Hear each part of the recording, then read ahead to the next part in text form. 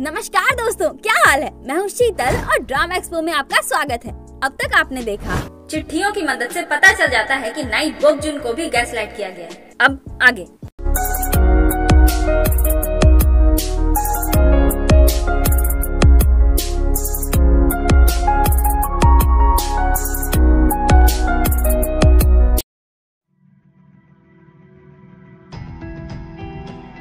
दोनों चिट्ठियां पढ़ ही रहे होते हैं कि तभी बोकजुन घर आ जाता है। उसे देखते ही सुयोल उसे पूछने लगता है कि असल बात क्या है, सच सच बताओ कि क्या हुआ था। तुमने सच में उस ड्रग डीलर को मारा था? मुझे नहीं लगता कि ऐसा कुछ हुआ भी था। असल बात तो ये है कि तुम्हें कुछ याद ही नहीं। ये सुनकर बोकजुन आवेश में आकर सुयोल पर हमला कर देता है, क्योंकि सुयोल इसका वो भ्रम तोड़ने की कोशिश कर रहा है जिसपे सालों से इसने विश्वास किया है। अगर इसका ये भ्रम टूट गया तो इसके पास कोई याद नहीं रह जाएगी। एक कोरे कागज की तरह मेमोरी के नाम पर इसके पास उस समय की बस ब्लैंक मेमोरीज रह जाएगी, और इसीलिए ये इतना तिलमिलाया हुआ है। सुयोल अपनी बातों से बोकजुन का भ्रम तोड़ने की कोशिश कर रहा है, इसीलिए गुस्से में आकर वो सुयोल को पानी से भरे बाल्टी में घुसा देता है ताकि सुयोल अपना मुंह बंद रखे। सुयोल और के दोनों पानी से निकलने के लिए स्ट्रगल करने लगते हैं, पर बोकजुन इतना पागल हो चुका है कि उसे निकलने ही नहीं दे रहा। तभी सुयोल को याद आता है कि बचपन में अपने बाप के घर से भागने के बाद वो उसी नदी में अपनी जान देने के लिए गया था जहाँ पिछले एपिसोड में ये दोनों चिंदी साइकिल लेकर गिरे थे। आपको याद है ना कैसे हमारे सिरफिरे को अचानक से याद आया था कि सुयोल यहाँ पहले भी आ चुका है? हाँ, तो इसी वजह से था। एनीवे, छोटा सुयोल यानी कि जे हुई पानी में आगे बढ़ रहा होता है, तभी पीछे से आवाज आती है, ये उतना भी गहरा नहीं है, तुम कितना भी आगे चले जाओ नहीं डूबोगे। एंड यू नो ये बोलने वाला कौन है? जोंग युन हो, यानी कि उस ड्रग डीलर का बेटा। जी हाँ, वो 6 महीने जो सुयोल को याद नहीं, उस दौरान वो युनहो से मिला था, और युनहो छोटे जेहुई को अपने साथ वही अनाथालय ले गया था जहाँ के ने सुयोल के सारे पैसे डोनेट कर दिए थे, या जहाँ अभी शिंजू युग थेरेपिस्ट के तौर पर काम करता है, यानी कि ड्रीम यूथ शेल्टर। अरे देवा, इतना बड़ा ट्विस्ट। एकदम से वक्त बदलती है, जज्बात बदलती है, जिंदगी बदलती। सुयोल का दम फूलने लगता है और वो अपना सारा दम लगाकर बाल्टी से बाहर निकल जाता है। बोकजुन उसे फिर से दबोच लेता है और बोलता है, आप मेरे साथ ऐसा क्यों कर रहे हैं? अगर मैंने सच में उस ड्रग डीलर को नहीं मारा है तो मैं क्या करूँगा? वो अपने घुटने पर बैठकर गिड़गिड़ाने लगता है कि प्लीज मेरा ये भ्रम मत तोड़िए, प्लीज बोलिए कि मैंने ही उस ड्रग डीलर को मारा है, प्लीज। एंड नाउ इन दोनों को पूरा शक है कि हो ना हो युनहो ही वो आकासाकी नाका है। रात को हेडक्वार्टर में सुयोल फिर से डार्क वेब खोलता है और कंफर्म करने के लिए कि युनहो ही आकासाकी नाका है या नहीं, वो उसे टेक्स्ट करता है। युनहो, उधर से रिप्लाई आता है, आखिरकार मैं तुम्हें याद आ ही गया। सुयोल पूछता है, तुमने मेरे साथ क्या किया, क्या हुआ था? उधर से रिप्लाई आता है, वो तो तुम्हें ही पता लगाना होगा जेहुई, कोई जल्दी नहीं है। जल्द ही तुम्हें पता चलेगा कि हम जो शेयर यानी कि साझा करते हैं वो बहुत खास है। अब ये तो पक्का हो चुका है कि युनहो ही आकासाकी नाका है जिसने सुयोल के साथ खिलवाड़ करने के लिए बेचारी योंगजू को अपना शिकार बनाया और सालों पहले बोकजुन को मैनिपुलेट करके अपनी जगह उसे जेल की सजा कटवाई। अब सुयोल का पारा पूरा है। युनहो या आकासाकी नाका जो बोल लो, उसके रिप्लाईज को देखते हुए सुयोल को फिर से अपने भूले हुए पास्ट के कुछ आगे के क्षण याद आते हैं, जहां ड्रीम यूथ शेल्टर के सामने खड़े होकर छोटा जेहुई युनहो से पूछ रहा होता है कि क्या हम सच में यहाँ रह सकते हैं। इस पर युनहो बोलता है, हाँ, पर ज्यादा दिनों तक नहीं। अगर यहाँ ज्यादा बच्चे हुए तो हमें जल्द ही यहाँ से जाना पड़ेगा। छोटा जेहुई पूछता है, अगर हमें यहाँ से जाना पड़ा तब हम क्या करेंगे? युनहो बोलता है, तब हमें वहीं लौटना पड़ेगा, उसी दर्दनाक कष्ट भरी जगह पर। जब तक वो लोग हमारी जिंदगी से गायब नहीं हो जाते तब तक हमारा ये कष्ट कभी खत्म नहीं होगा। युनहो की ये बात और इसके चेहरे पर ये चोट के निशान, इससे ये तो पता चल चुका है कि छोटे जेहुई की ही तरह कोई इसे भी मारता था, और हो सकता है कि शायद युनहो को भी उसका बाप ही मारता हो, और शायद इसीलिए इसने अपने ड्रग डीलर बाप को मार दिया। एनीवे, आधी रात को अपना चिंदी लौंडा नागिन सेठ को परेशान करने के लिए उसके दरवाजे पर पहुंचता है, वो भी स्पोर्ट सूट में। आप इसका मतलब समझे?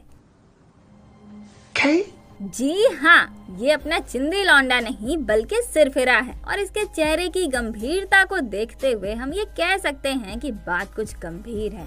अंदर आकर दोनों बातें करने लगते हैं, जिसमें पता चलता है कि अपने सिरफिरे को के रूप में अपनी पहली याददाश्त याद आ चुकी है, और वो तब याद आई थी जब बोकजुन सुयोल को बाल्टी में डुबो रहा था। Yup, you guessed it right. उस समय सुयोल को ही सिर्फ अपने मेमोरीज के कुछ पार्ट्स याद नहीं आए थे, बल्कि उसके साथ साथ अपने के को भी अपने रूप की सबसे पहली याददाश्त याद आई थी। के ने अपने याददाश्त में क्या देखा ये तो पता नहीं चलता, और ना ही वो नागिन सेठ को इस बारे में कुछ बताता है। वो बस इतना पूछता है कि जैसे सुयोल की यादें उलट फेर हुई थी, उसी तरह से क्या मेरी यादें भी असली सच्चाई से बहुत अलग हो सकती है। इस पर नागिन सेठ बोलता है, हाँ ऐसा हो सकता है। पर पॉइंट ये है कि जब आपकी वो याद आपको याद आई तो उस समय आपने कैसा फील किया। दिमाग भले ही यादों का कबाड़ा कर सकता है पर इमोशंस का नहीं कर सकता। अगर आपकी वो याद और उस समय का इमोशन मेल खाता है तो हाईली चांसेस है कि वो सच है। तो बताइए, जब आपको वो याद आया तो कैसा फील हुआ? ये बहुत गंभीर होकर बोलता है, वो समय जब मुझे वो याद आया उस वक्त मैं किसी की जान लेना चाहता था। और दिखाया जाता है कि के को जो याद आया था उसमें उसके हाथ में एक चाकू है और उसके चेहरे पर खून लगा है। अब नागिन सेठ की फटके 4। अगले दिन ड्रीम यूथ शेल्टर में सुयल शिंजुयुक से पुराने रिकॉर्ड्स निकलवा कर अपनी यानी कि छोटे जीहुई की रिकॉर्ड फाइल ढूंढने में लगा होता है और शिंजुयुक को बताता है कि मेरी खोई हुई यादों में से थोड़ी सी याददाश्त मुझे याद आ चुकी है। तभी फाइनली उसे अपनी रिकॉर्ड फाइल मिल जाती है और वो शिंजुयुक को वो फाइल दिखाते हुए बोलता है, मैं और युनहो यानी कि वो आकासाकी नाका 21 मई 1999 को पहली बार मिले थे और उसी दिन दोनों ने इस अनाथालय में पनाह भी ली थी। एनीवे, सुयल शिंजुयुक को छोटे जीहुई और युनहो की कुछ फोटोज दिखाता है जो देखकर लग रहा है कि बचपन में अपना चिंदी लौंडा और वो आकासाकी नाका जो भी पता नहीं कैसा दिखता है, दोनों काफी क्लोज रहे होंगे। शिंजुयुक बोलता है, अब एटलीस्ट आपको ये तो पता है कि आप किससे डील कर रहे हैं। आपको जब भी जरूरत हो मुझे जरूर याद कीजिएगा, मुझे आपकी मदद करने में खुशी होगी। उसके बाद उसी अनाथालय यानी कि ड्रीम यूथ शेल्टर के छत पर सुयल गहरे ख्यालों में खोया होता है। तभी उसकी नजर दूसरी तरफ खड़ी नीचे की ओर देखती हुई एक लड़की पर पड़ती है जिसे देखकर लग रहा है कि वो सुसाइड करने की कोशिश कर रही है। इसीलिए सुयल दूर से ही आवाज लगाते हुए उसे रोकने के लिए उसके पास जाने लगता है, लेकिन वो लड़की उतर कर वहाँ से चली जाती है। बहुत अजीब है यार। खैर, उधर अपना भला मानुस लोकल ऑफिस की एक सोशल वर्कर यानी कि समाज सेविका के साथ जोंगहुन के घर जा रहा होता है। कौन जोंगहुन? अरे वही, वो रूड बॉय जिसने शिंजुयुक को जख्मी हालत में सबसे पहले देखा था और जिसके शरीर पर अपने ग्योंगते ने जख्म देखे थे। याद आया? हाँ, तो क्योंकि अपना ग्योंगते भला मानुस है इसीलिए रूड बॉय जोंगहुन की मदद करने के लिए इस समाज सेविका को वो उसके घर लेकर जा रहा है। क्योंकि रूड बॉय ने तो मारपीट की रिपोर्ट लिखवाई नहीं थी तो उसकी जगह ये शुभ काम यही कर रहा है। एनीवे, दोनों बातें कर रहे होते हैं जिसमें पता चलता है कि 3 साल पहले एक एक्सीडेंट में जोंगहुन के पेरेंट्स की मौत हो गई थी और अभी वो अपने बड़े भाई के साथ रहता है। और ग्योंगते को शक है कि जिसने रूड बॉय जोंगहुन को पीटा है वो अक्सर उसे मारता रहता है क्योंकि जोंगहुन के शरीर पर जो जख्म थे वो नए, पुराने और बहुत पुराने जख्मों का मिश्रण था। एनीवे, जब दोनों रूड बॉय के घर पहुंचते हैं तो घर का दरवाजा खुला होता है। दोनों अंदर जाकर उसे ढूंढने लगते हैं। तभी कुछ देखकर समाज सेविका चिल्लाकर डर के मारे नीचे गिर जाती है। जोंगते दौड़कर उसके पास जाता है। वहाँ पर रूड बॉय जोंगहुन के भाई की लाश पड़ी होती है। ये देखकर ग्योंगते हैरान, पर बस इतना ही नहीं, उसके पास कोई बैठा भी होता है। ग्योंगते आगे जाकर देखता है तो पता चलता है कि ये तो रूड बॉय जोंगहुन है।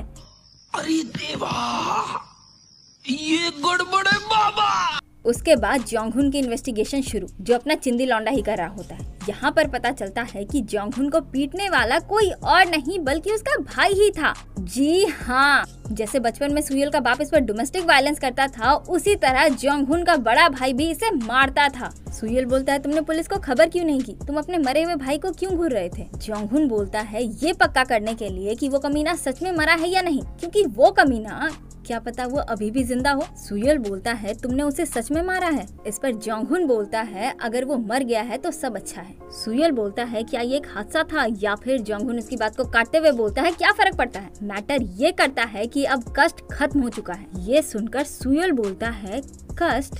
क्या तुमने अभी कष्ट कहा? तभी वहाँ ग्योंगते आ जाता है जो कुछ बात करने के लिए सुयल को बाहर बुलाता है। फिर पता चलता है कि जोंगहुन ने अपने भाई को नहीं मारा क्योंकि जिस वक्त खून हुआ था उस वक्त जोंगहुन अपने मालिक के रेस्टोरेंट से पैसे चुरा रहा था और ये चीज सीसीटीवी में रिकॉर्ड हो गई थी। सुयल फिर से जोंगहुन के पास आता है और उसे पूछने लगता है कि तुमने झूठ क्यों बोला? इस पर जोंगहुन बोलता है, मैंने ये कभी नहीं कहा कि मैंने उसे मारा है, मैंने बस इतना कहा था कि अगर वो मर गया है तो सब अच्छा है। खैर, अब तो मैं जा सकता हूँ ना? और उठकर जाने लगता है। सुयल उसे रोककर बोलता है, तुमने अभी अभी कहा कि अब कष्ट खत्म हो गया, ये बात तुमसे किसने कही? क्या तुम और योंगजू एक दूसरे को जानते हो? क्या इस केस में कोई और भी इन्वॉल्व है? जोंगहुन कुछ जवाब नहीं देता। सुयल उसका गिरेबान पकड़कर बोलता है, बताओ मुझे, तुम्हें मदद की जरूरत है ना? मैं तुम्हारी मदद कर सकता हूँ। जोंगहुन बोलता है, मदद? घंटा। आपको एक सच बात बताता हूँ, जिस भी इंसान ने उस कमीने को मारा है ना, उसने मेरी मदद की है उस कमीने से छुटकारा पाने में। उसके बाद वो वहाँ से चला जाता है और उसे देखते हुए सुयल गहरी सोच में डूब जाता है। अब सब ठीक हो जाएगा, अब कोई कष्ट नहीं। मैटर ये करता है कि अब कष्ट खत्म हो चुका है। जब तक वो लोग हमारी जिंदगी से गायब नहीं हो जाते तब तक हमारे ये कष्ट कभी खत्म नहीं होगा। सुयल अपने ख्यालों के दरिया में डुबकी लगा रहा होता है कि तभी ग्योंगते वहाँ आता है, जो बोलता है कि हमने सीसीटीवी फुटेज चेक किया तो हमें थोड़ा अजीब लगा, और रेस्टोरेंट के मालिक ने भी बताया कि जोंगहुन को अच्छे से पता था कि वहाँ पे सीसीटीवी कैमरा लगा था। ये सुनकर सुयल बोलता है जोंगहुन जानबूझकर उसी टाइम पर पैसे चुराने गया था जब उसके भाई का खून हुआ। ग्योंगते बोलता है तो क्या जोंगहुन ने पैसे इसीलिए चुराए ताकि वो अपनी बेगुनाही जाहिर कर सके? सुयल बोलता है मुझे कुछ सही नहीं लग रहा, मेरा मन कह रहा है कि ये अभी खत्म नहीं हुआ बल्कि सब कुछ फिर से शुरू हो रहा है।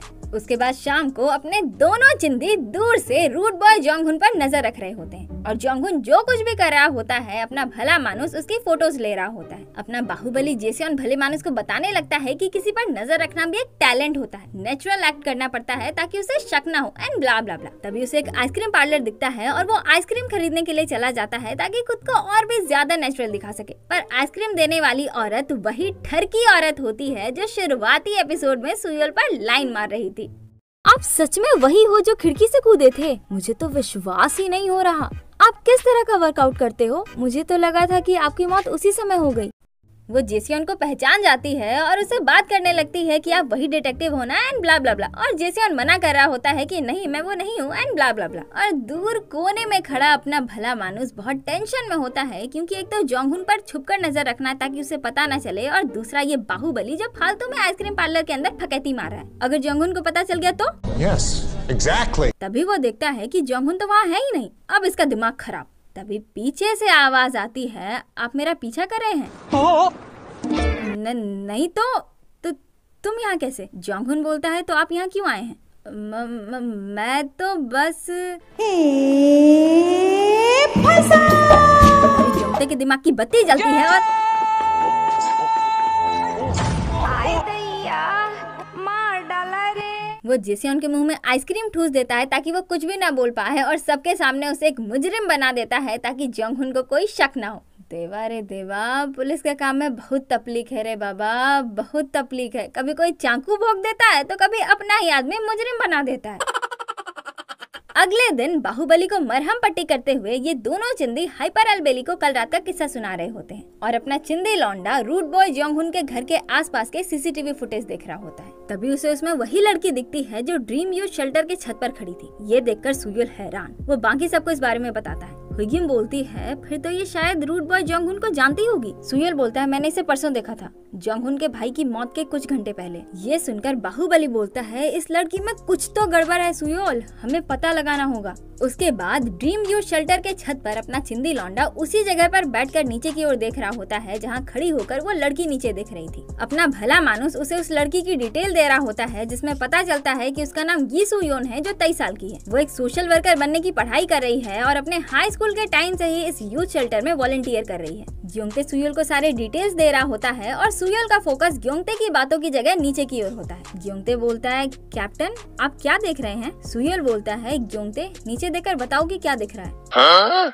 ग्योंगते नीचे देखकर बोलता है फ्लावर बर्ड और एक मैन होल। कुछ भी तो अजीब नहीं है सर। फिर वो ग्योंगते से वो मैन होल खुलवाता है और उसके अंदर से एक ब्लैक पॉलीथीन मिलती है। एंड गेस व्हाट, उस पॉलीथीन के अंदर खून से सना हुआ एक पीला रेनकोट, हथौड़ा और ग्लव्स है।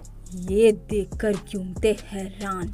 वो बोलता है पर कैप्टन आपको कैसे पता चला? सुयल बोलता है वो लड़की उस दिन ऊपर से कूदने के बारे में नहीं सोच रही थी बल्कि वो वहाँ से इस जगह को देख रही थी, इस मैन होल को जहाँ उसने ये छुपाया है। ग्योंगते इन चीजों को तुरंत फॉरेंसिक लैब भेजो और बाहुबली को उस लड़की के पीछे भेजो जल्दी।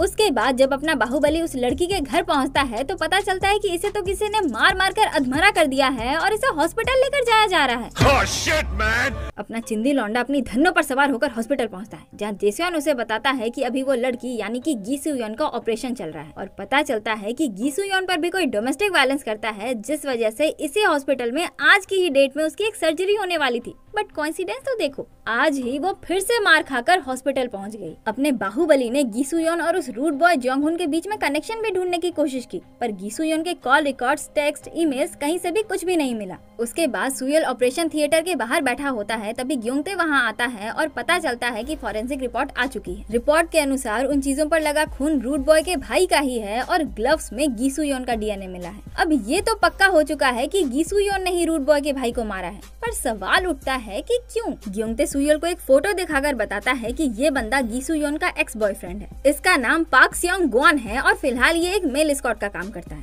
पर ये बंदा गी सुयोन को लेकर बहुत ऑब्सेस्ड है, जिस वजह से गी सुयोन को कई बार अपना घर भी बदलना पड़ा है। और पुलिस रिकॉर्ड्स के हिसाब से गी सुयोन ने 2 बार इसके खिलाफ असॉल्ट का इल्जाम भी लगाया है। मतलब बात साफ है, यही वो बंदा है जो गी सुयोन पर डोमेस्टिक वायलेंस करता है। यही वो बंदा है जो गी सुयोन को इतना मारता है कि उसे हॉस्पिटल पहुंचा देता है और गी सुयोन चाह कर भी इससे छुटकारा नहीं पा सक रही। पर बात यहीं पर खत्म नहीं हो जाती, यहाँ से तो असली गेम शुरू होता है। आपको याद है जब अपने दोनों चिंदी रूड बॉय पर नजर रख रहे थे और अपना भला मानुस उसके फोटोज ले रहा था? हाँ, तो उन सारे फोटोज में रूड बॉय के साथ साथ वो कमीना यानी कि गी सुयोन का वो बॉयफ्रेंड सोंग वॉन भी कैप्चर हुआ है। मतलब ये कि जब अपने दोनों चिंदी रूड बॉय का पीछा कर रहे थे, तब रूड बॉय उस कमीने का पीछा कर रहा था।